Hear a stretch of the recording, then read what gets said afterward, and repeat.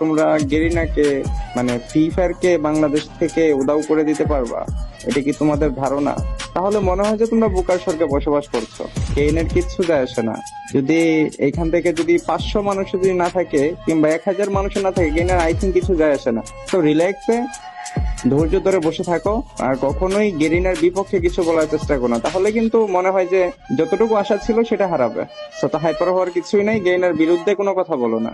আন্দোলন করলে 500-1000 কেন করবো? পুরো ফ্রি ফায়ার কমিউনিটির প্লেয়াররা আন্দোলন করবো, তখন ঠেলা কেমনে সামনাও আমরাও দেখবো। এই সময় তোমার কিছু যায় না আসলেও গেরিনা ঠিকই যায় আসবে। যেই কাজটা তোমাদের বিবেস প্লেয়ারদের করার কথা ছিল সেই কাজটা আমরা পাবলিকরা করতেছি, সেইখানেও তোমাদের চুলকানি। যতদিন পর্যন্ত নতুন কন্টেন্ট ক্রিয়েটরদের ভিউস না দেওয়া হবে, ফ্রি ফায়ার থেকে হ্যাকার রিমুভ না করা হবে, ততদিন পর্যন্ত আন্দোলন চলতে থাকবে। তো গাইস, তোমাদের এখন একটাই কাজ, গেরিনার যত অফিসিয়াল সাইট আছে, এমনকি যত বিবেস প্লেয়ার আছে, তাদের ভিডিওর কমেন্ট বক্সে একটাই কমেন্ট আমরা দেখতে চাই, #remove hacker।